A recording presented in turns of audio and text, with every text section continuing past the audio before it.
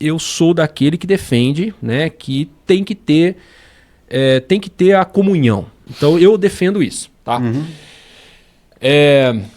Mas virar para uma pessoa, né, como essa mulher samaritana, e falar Deus é espírito e importa que os que adorem, o adorem em espírito e em verdade. Não é no templo. Né? Então, esse texto, quando Jesus fala, me pega bastante, né? Porque assim, para quem está acostumado, né, dentro do ambiente, né, falar isso para uma pessoa que está, sei lá, com 5 maridos, né, é complicado. Sim, veja bem, o Freud, Jung, os dois falaram algo, analisaram tanto ali o homem, né? E falaram algo muito importante. Se você tirar a religião, cuidado, você tem que ter alguma coisa para pôr no lugar. Infelizmente, Tá. cuidado, não tire a religião do homem aí sem ter nada para pôr lá, você acaba com ele. Então, assim, o ser humano, ele tem essa necessidade, tá?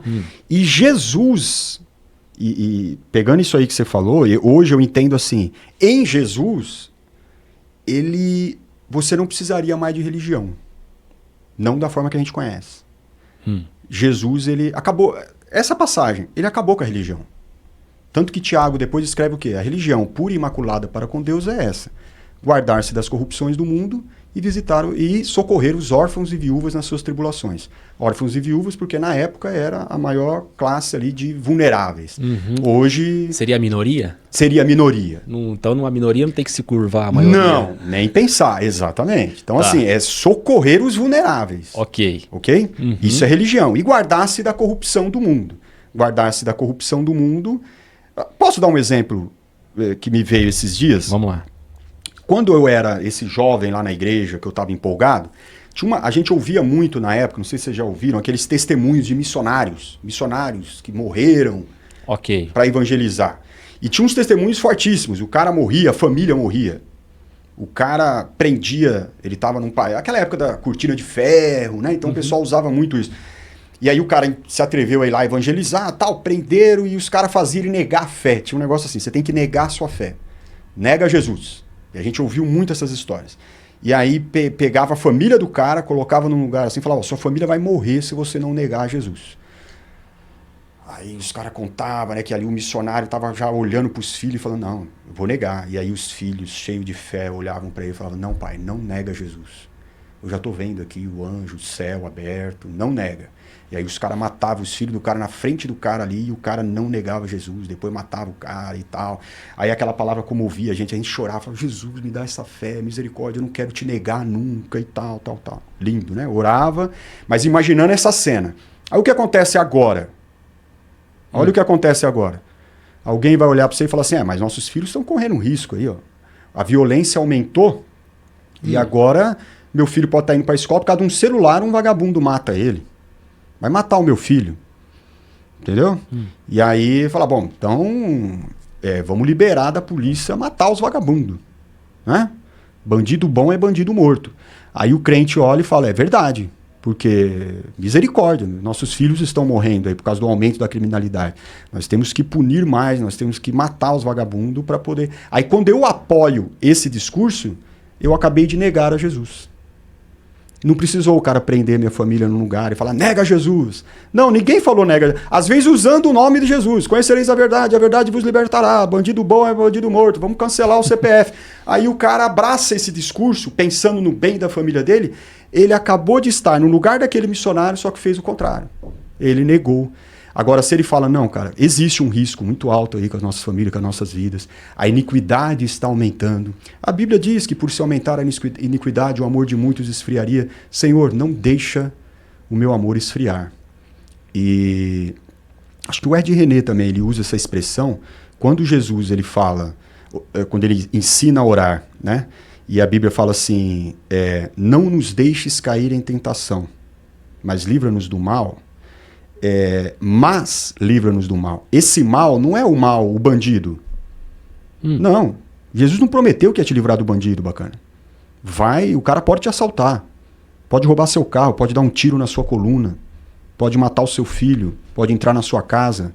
Isso aí Jesus não prometeu te guardar de... Não é esse mal que ele está falando. Não. A Covid, o câncer... Não.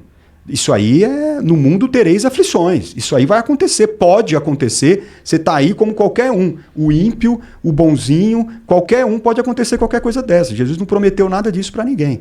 Esse mal aqui é de eu me tornar mal, eu cair em tentação. Não nos deixes cair em tentação, mas livra-nos do mal. Eu mal.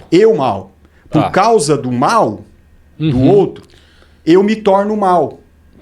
Eu fui tentado a me tornar mal. Então, quando você assiste... Isso já aconteceu com você. Há muitos anos eu parei. Mas quando você ficava assistindo ali esses telejornalzinho sensacionalista, que o cara faz aquele espetáculozinho lá e você assiste, você começa a ficar... Misericórdia, mano, se é na minha casa, se é com a minha família. Aquilo vai te encher. Ali você está sendo tentado. E se nesse momento você fala, não, Senhor, não me deixa cair em tentação. Eu já estou aqui odiando o cara. Eu já estou me regozijando. Olha lá, pegou o bandido... Deu um tiro na cabeça dele e eu fiquei feliz. Eu estou me tornando mal. Eu tenho que ficar triste quando o policial toma um tiro, quando a criança toma um tiro e quando o bandido toma um tiro. O maior mal que o mal pode causar é me tornar malvado como ele. Exatamente. É isso aí. Então me livra do mal. A nossa oração deveria ser essa. Mas o cara acha que me livra do mal a hora que ele vai sair de casa para trabalhar. Senhor, me livra de todo o mal. Né? Aí o cara rouba o celular dele, puxa, foi porque eu não li um versículo da Bíblia. Eu leio todo dia, irmão, nunca aconteceu nada. Hoje eu estava atrasado, não li, o inimigo me pegou. Aí vai, né, levar... Porque assim, até em Romanos 8, né, todas as coisas cooperam para o bem daquele que ama a Deus, né? Então isso também deveria ser, né? Cooperar para o bem, né? Então, assim, e é difícil falar isso porque como vai falar que coopera para o bem daquele indivíduo quando a filha foi morta, cara, indo para a escola, né? É difícil, né? Então, assim, Romanos 8, todas as coisas cooperam para o bem. Pera lá, então em todas as coisas, Deus coopera juntamente com aqueles que o amam. Então assim, é junto, é pegar o diagnóstico junto, é ir lá no laboratório, ó, peguei aqui e vamos atravessar isso aqui, cara, então, eu e você. Aí eu aprendi um negócio agora nesse livro do Sponville, cara, eu tenho uma frase minha que é assim, ó, as pessoas mais próximas de Deus que eu já conheci são os ateus. Não que todo ateu... Mas assim, ateus... Porque tem também o ateu também que tranqueira. Tranqueira. Crente tranqueira, ateu tranqueira, crente uma bênção, ateu uma bênção. Tá? Mas eu conheci muito ateu, homem de Deus. E esse cara, ele escreve um negócio assim, ó. Ele fala que o desespero, porque o ateu, ele tá assim, não tem nada depois daqui. A vida não faz sentido, né? Porque eu não fui criado para nada, não tem propósito, não tem para onde ir depois da morte. Morreu, acaba.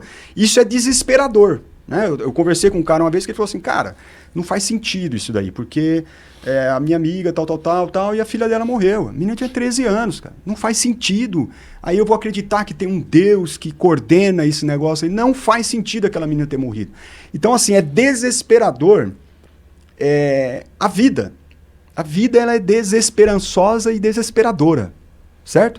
Só que isso deveria ser bom para nós. A gente se apega à ideia de Deus exatamente para se livrar desse desespero, para tudo fazer sentido. Por exemplo, pegar uma passagem dessa e falar assim, não, mas todas as coisas contribuem para o bem e tal. Não. É desesperador e o cara pode se desesperar. E aí ele dá um exemplo de Jesus. Ele falou assim... E ele fala muito bem de Jesus, tá? E ele é um seguidor de Jesus. E ele deixa isso muito claro. E aí ele fala assim, ó, Jesus, ele me conquistou ali na cruz quando ele se mostrou mesmo humano, no seu desespero. Quando ele, como um bom ateu, né, disse o quê? Deus meu, por que me desamparaste? Certo? Isso é o que um pai vai sentir quando alguém fala, ó, mataram a sua filha. Deus me desamparou. Deus me deixou. É compreensível que alguém pense assim. Nós não podemos falar, não, irmão, você tem que acreditar. Mesmo assim, você não pode... Não, o cara está sofrendo. Nós temos que agora acolher ele ali e falar... É dor dele, não tem que falar nada. Ele tem que sentir que nós estamos ali, que é compreensível. Ninguém vai condenar ele pelo que ele está sentindo. Deus me abandonou. Ele está se sentindo abandonado. Deus virou o rosto para mim. Sim. Olha como Jesus estava ali. Então ele fez isso. Ele olhou e falou, cara, o Senhor me abandonou. Onde está Deus? O próprio Cristo. Então, por que eu não vou fazer isso? Eu vou. Nos meus momentos de dor, vai ter horas que eu vou olhar e falar, Deus me abandonou, estou desesperado. E é isso mesmo. Aí é onde entra agora a igreja, né, as pessoas, para mostrar para mim que não, que Deus está ali, né, nas pessoas, em algum conforto, em algum alento. E aí você falou algo assim da comunhão, você acredita na comunhão e tal. A maioria dos pastores vão falar sobre isso. Para mim, grandes pastores. Caio Fábio para mim é o que está em primeiro.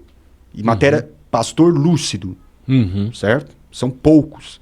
Então nós temos Caio Fábio, é um homem lúcido, mas é pastor, é evangélico, está contaminado um pouco ainda pelo evangeliquismo. Depois, na sequência, seria aquele menino Ricardo Gondim. Bom, lúcido, mas é pastor, vai te falar que você tem que ir para uma igreja. Então, está contaminado. Depois Ed René Kivitz, ele já é mais conservador que esses dois aqui, mas é homem de Deus, lúcido, mas é pastor. Vai falar que você tem que ir para a igreja. E depois vem outros. Henrique Vieira, Hermes Hernandes, aí tem outros caras. Mas esses três, para mim, são os top. Mas eles vão insistir nisso. Você precisa estar num lugar, numa comunidade, você precisa comungar, né? Mas a minha visão é a seguinte, sim, é científico. Nós temos que ter comunhão. Com pessoas. O homem é um ser gregário. Ele vai ficar doente. Hoje nós estamos vivendo um adoecimento porque as pessoas elas têm se isolado. Os dias são de isolamento. Tá. Não só por causa da pandemia, mas os dias são de isolamento. A pandemia meio que intensificou isso, mas já é de isolamento. E nós saímos da pandemia mais isolados ainda. Só que... E vai passar.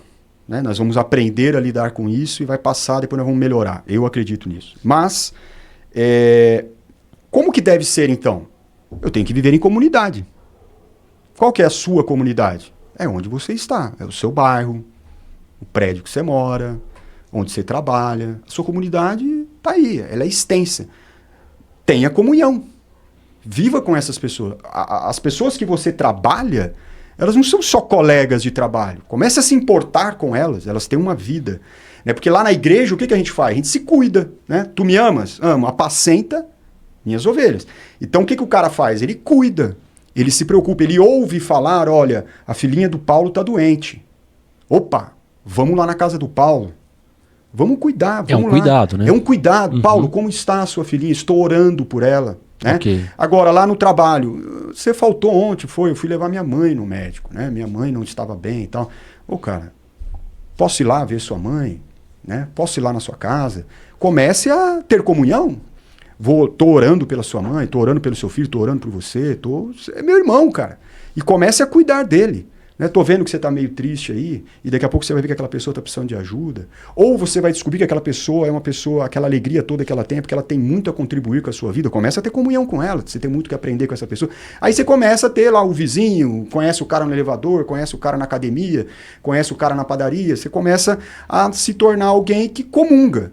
E aí você vai descobrir pessoas que têm ideias, propósitos parecidos com os seus, né? Que é o que acontece dentro de uma igreja. A gente está ali, a gente tem comunhão porque a gente comunga de uma fé. E ali você vai descobrir que tem pessoas que têm ideias muito parecidas com as suas, de como que é ter uma família, de como que é ser um bom cidadão, e você vai tendo comunhão com elas. Outros são meio diferentes, aí mesmo assim a gente procura ter comunhão para até onde eu posso aprender e ensinar e apacentar. Você não precisa de pastor. Que nem, para mim é um erro esses caras se chamarem de pastor. Pessoas tão lúcidas como esses três caras, eles ainda se designarem como pastor. Ninguém precisa de pastor. Cobertura espiritual? A gente precisa de quem apacente. Pastor não era para existir. Tá? Qualquer um tem que apacentar. Todos somos convidados a apacentar. né? Todos nós. E aí, não sei se é já para finalizar, mas um negócio que eu aprendi e que eu acho que é muito importante, que é o seguinte: aprendi na minha carreira e vale para a vida como todo, inclusive para a fé. Olha que legal. E para isso que eu estou falando aqui sobre você ser um pastor. Sobre empreender. Hoje eu ia te perguntar isso. Hoje eu tenho a minha empresa. Tá. Né? Você é um empresário. Sou um empresário, tenho uma empresa, tá indo bem. Tive e tenho diversas dificuldades, mas estamos indo bem. Já tem mais de 6 anos de empresa, então dentro das estatísticas já passou a fase mais crítica. Sempre vai haver riscos, mas está bem. E aí o que eu tive que aprender? Eu sempre fui um cara estritamente técnico, né? E eu nunca me vi como empreendedor. Pelo contrário, porque a visão que nós temos de empreendedor que é esse cara que vende, que tem um negócio, que abre negócio e tal. Eu era alguém mais introspectivo, ruim de vendas. Se eu tivesse que te vender R$100 a R$50, era capaz de eu não conseguir. Ruim de vendas, né? Exatamente porque uma vez eu fui vender um carro e o carro estava tão zoado que eu falei pro cara assim, eu não compraria. A minha sinceridade atrapalhava vender, porque eu... Né? Aí, eu tinha uma visão de que o vendedor é esse cara que, né, ele lábia, ele consegue esconder, blá, blá, blá, blá, te leva na ideia e vende. A gente tem essa cultura de que o vendedor tem essas ideias. Bom, enfim, não me via como empreendedor. Mas um dia me vi no mercado e falei, e agora? Vou para a concorrência? E decidi que vou tentar. E abri a minha empresa, ainda sem me ver como empreendedor, mas logo no início eu assisti uma aula experimental de MBA da FGV, Fundação Getúlio Vargas. Aula gratuita, experimental, para ver se você quer comprar o curso. E assisti aquela aula. E o cara falou um negócio que mudou minha cabeça e minha visão sobre isso daí. Deus falando com você. Deus falando comigo, na aula. Professor, né?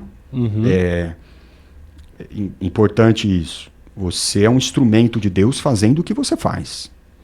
Você não precisa falar de Jesus para Deus te usar. Você não precisa citar o evangelho. Você só precisa falar a verdade. Certo? Para libertar as pessoas. E esse cara falou uma verdade muito bacana. Ele falou assim, o que é... Santo Agostinho falou, né? Pregue o evangelho o tempo todo. Se necessário, usa as palavras. Que legal. Muito bom. E aí ele falou assim, o que é um empreendedor? Aí a sala, é alguém que abre um negócio. É alguém que trabalha por conta. É alguém que não consegue trabalhar para os outros. Né? Aquilo que de praxe a gente entende para o empreendedor. Hoje é muito falado, empreendedorismo e tal.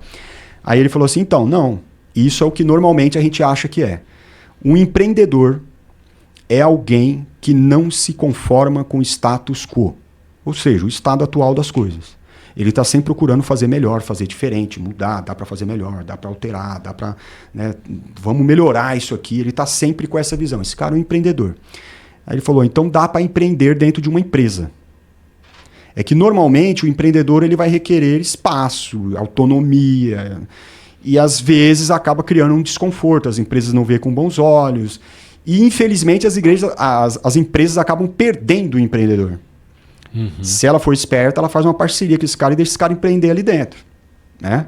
E normalmente é assim mesmo. Aconteceu isso comigo.